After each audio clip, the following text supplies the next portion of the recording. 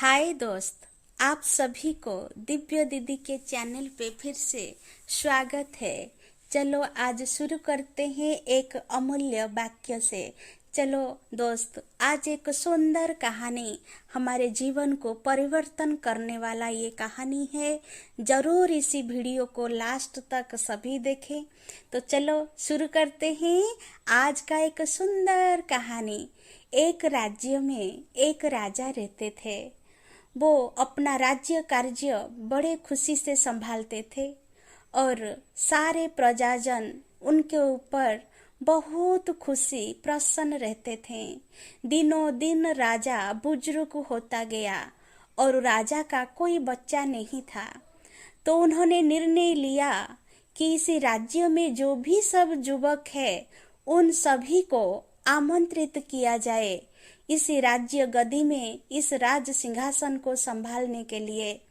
तो गांव के सभी राज्य के युवकों को राज दरबार में बुलाया गया और सभी को परख करके 3 व्यक्ति को उनसे निर्णय लिया गया राज सिंहासन में बैठने के लिए। उन 3 व्यक्तियों कौन कौन थे? एक था वो राजा का बेटा था, जो राज कार्य के बारे में सारा ज्ञान उनके पास था। उन्होंने उस राज्य मंत्री ने उस राजा के बेटे को स्वीकृति दे दी राज सिंहासन में बैठने के लिए। और दूसरा व्यक्ति जो था वो मंत्री का बेटा था और उसको भी नहीं काट सके क्योंकि वो बहुत शक्तिशाली था, बड़ा विद्वान था। तो उन्होंने मंत्री के बेटे को भी राज सिंहासन पे बैठने की स्वीकृति दे दी। और तीसरा व्यक्ति जो था वो एक भिखारी दरिद्र था, वो भी राज कार्य में आया हुआ था। तो उन्होंने उनको भी स्वीकृति दे दी कि गरीब जन प्रजा ये ना सोचे कि केवल राजा मंत्री का बेटा ही राज सिंहासन के अधिकारी हो सकते हैं। तो भिखारी को भी उन्होंने निर्णय ले लिया राज सिंहासन के ऊपर बैठने के लिए। तीनों को आज राजा के पास ले आए और बोले इन तीनों में से एक का मुझे निर्णय करना होगा। तो इन तीनों को पहले मैं ऐसी जगह भेजती हूँ जहां से वो कुछ परीक्षाएं दे के आए। तो तीनों को एक राज्य में भेज दिया गया और उसी राज्य में बहुत गरीब जन प्रजा रहते थे जो कि सभी दुखी और दरिद्र थे। तो तीनों उसी राज्य में जब पहुंचे, देखे उस राज्य में बहुत दुख, दरिद्र, गरीब लोग रहते थे। जहाँ पहनने को नहीं है, जहाँ खाने को नहीं है, वहां पे जाके देख करके सभी बड़े दुखी हो गए। तो एक गरीब भिखारी बेचारा राजा के बच्चे के पास आया और बोला मुझे एक वस्त्र दे दीजिए, मुझे बहुत ठंड लग रही है, मुझे खाने के लिए कुछ दे दीजिए, मैं तो बहुत भूखा बैठा हूँ, प्यासा बैठा हूँ, मुझे कुछ खिला दीजिए। तो राजा के बच्चे ने कहा यहाँ तो सभी दरिद्र दुखी, सभी के पास तो कुछ खाने पीने को नहीं है, तो इसके क्या सुनूं मैं, मेरे को तो सभी की बात सुननी पड़ेगी। तो देख के अनदेखा करता हुआ वो आगे बढ़ता गया। तो दूसरा आया, मंत्री आया, मंत्री का बेटा। तो मंत्री का बेटा को देख करके उन्होंने बोला, वही शब्द उसको भी बोला और उन्होंने देखते हुए ना देखते आगे बढ़ता गया। यहाँ तो सभी मांग रहे मैं किसको दूं, किसको ना दूं। तो उसके बाद भिखारी आया जो गरीब था, वो राजभाग में आया हुआ था, वो भी आया। तो जब वो भिखारी के पास पहुंचा तो भिखारी ने उसको भी वही शब्द प्रयोग किए और भिखारी को बोला कि उन्होंने भिखारी अंदर अंदर सोचा कि मैं अगर इसको मेरा वस्त्र दे दूं तो मेरा फटा पुराना वस्त्र जो अंदर पहना हुआ है वो तो दिखाई दे देगा, और खाने के लिए दे दूं तो मैं क्या खाऊंगा, ऐसे सोचता सोचता फिर बोला नहीं, मैं भी तो एक दरिद्र गरीब घर से हूँ, इनका दुख अगर मैं नहीं समझूंगा तो कौन समझेगा। तो उसने क्या किया, सारा कुछ जो वस्त्र पहने हुए थे वो वस्त्र उनको दे दी और जो खाने के लिए था वो भी उनको दे दी। दे के आगे बढ़ते गए। फिर तीनों ही घूम फिर के राज्य में राजा के पास आकर पहुंचे। तो राजा के पास जब आकर के पहुंचे तो राजा इन तीनों को देखा और देखते ही तुरंत मुकुट क्या किया, गरीब के सिर के ऊपर रख दी। जब वो गरीब के सिर के ऊपर मुकुट रख दिया तो राज्य में बैठे हुए सभी राज्यवासी बड़ा आश्चर्य होकर के उनको देखने लगे कि राजा ने ये क्या किया, एक गरीब व्यक्ति के सिर के ऊपर मुकुट रख दी। तो सभी बड़े आश्चर्य हो गए और राजा को प्रश्न पूछने लगे, आपने ये क्या किया, एक गरीब बच्चे को आपने मुकुट पहना दी। तो राजा ने बोला, जो इसी गरीब व्यक्ति के पास है वो इसी राजे के बच्चा और मंत्री के बच्चे के अंदर नहीं है। इस गरीब के अंदर दया भाव है, इसी गरीब के अंदर प्रेम है, इसी गरीब के अंदर आत्मीयता है। तो इसीलिए मैं इसको स्वीकृति देता हूँ मेरा राज सिंहासन में बैठने के लिए। जिसके पास दया है, जिसके पास प्रेम है, जिसके पास आत्मचिंतन की ज्ञान है, वो तो और सब बातें वो तो सीख ही जाएगा। उनको सारा राजकीय का कार्य मैं सिखा दूंगा, उनको शक्ति प्रदर्शन करना उनको मैं ही सिखा दूंगा। तो ये मेरे राज्य को संभालने के लिए बिल्कुल उपयुक्त व्यक्ति है। तो उन्होंने, राजा ने क्या किया, उनको राज सिंहासन दे दी। कहने का भाव अर्थ क्या है, हम सभी जीवन के अंदर अपने स्वार्थ में ही रहते हैं। अपने बारे में पहले हम सोच लेते हैं, दूसरों का बाद में सोचते हैं। वही व्यक्ति जिंदगी में हार खा लेता है। दोस्त, हम जीवन में आगे अगर बढ़ना चाहते हैं, अपना सोचना फिर दूसरों के बारे में भी सोचते रहें और आगे बढ़ते जाएंगे। तो इसलिए आत्मचिंतन ही परमात्मा का चिंतन है। ये शरीर रूपी वस्त्र को संभालते हुए हमारा मन एक परमात्मा के साथ जुड़ा रहे, यही हमारा जिंदगी है, यही सत्य है। दो शब्दों में दुनिया चली हुई है, एक तो जन्म और मृत्यु और एक पाप और पुण्य। ऐसे ही संघर्ष की दुनिया में हम आगे बढ़ते रहें और विजय हासिल करते रहें। ओम शांति। बाबा तेरी कृपा से सांसें मेरी चलती है। बाबा तेरी कृपा से सांसें मेरी चलती है। सांसें मेरी चलती है।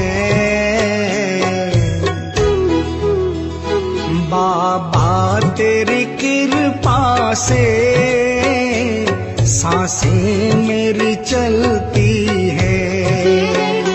बाबा तेरी कृपा से सांसें मेरी चलती है।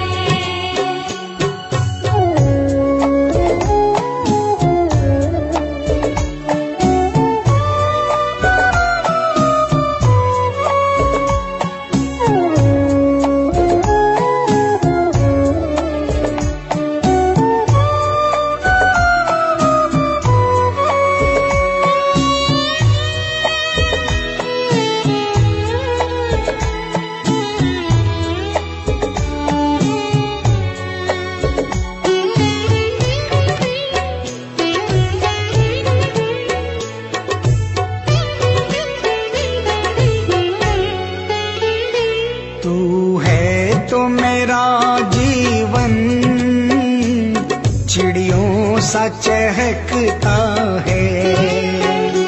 तू है तो मेरा जीवन चिड़ियों सा चहकता है। फूलों सा हंसता है, कलियों सा महकता है। फूलों सा हंसता है, कलियों सा महकता है। बस मौज बरसती है, बस मौज बरसती है। बाबा तेरी कृपा से सांसें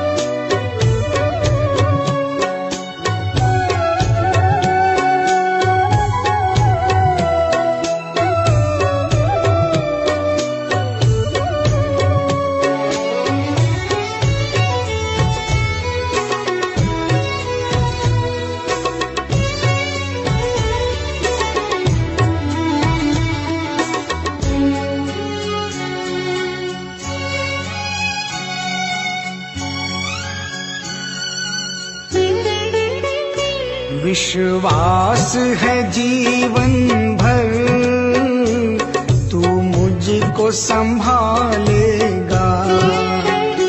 विश्वास है जीवन भर तू मुझको संभालेगा।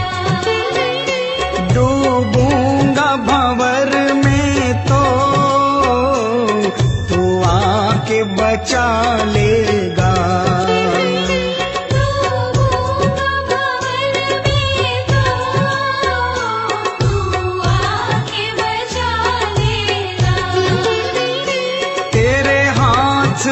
कश्ती है तेरे हाथ में कश्ती है।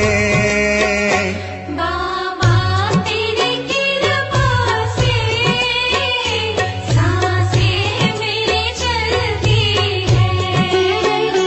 बाबा तेरी कृपा से सांसें मेरी चलती है।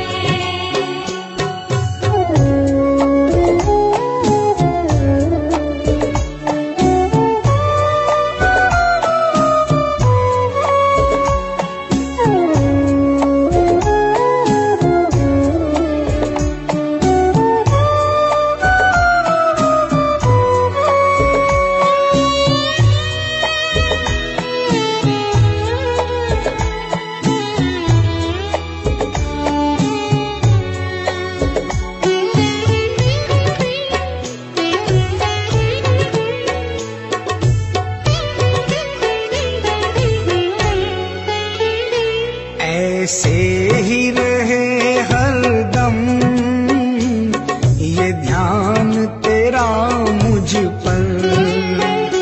ऐसे ही रहे हरदम ये ध्यान तेरा मुझ पर। मैं मान रहा हूँ है एहसान तेरा मुझ पर।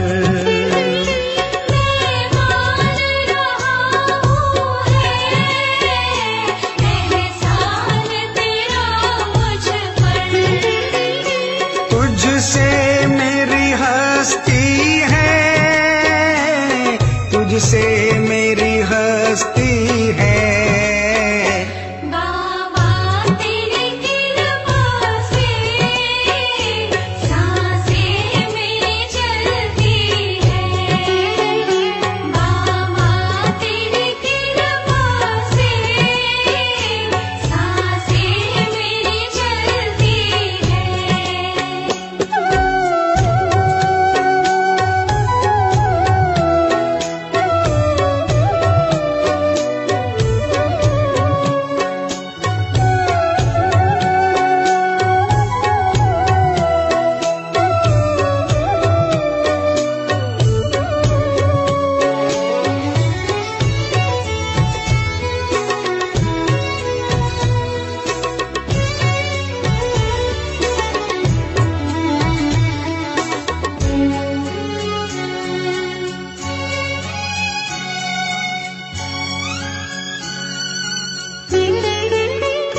चाहत ने तेरी मुझको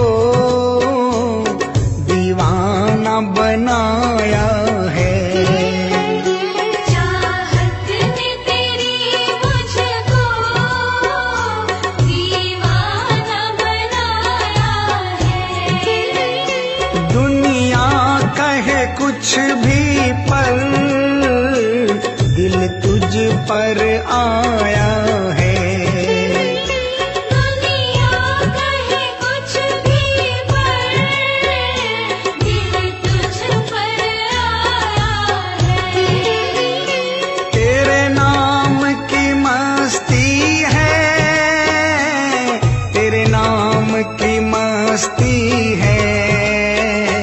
बाबा तेरी कृपा से सांसें मेरी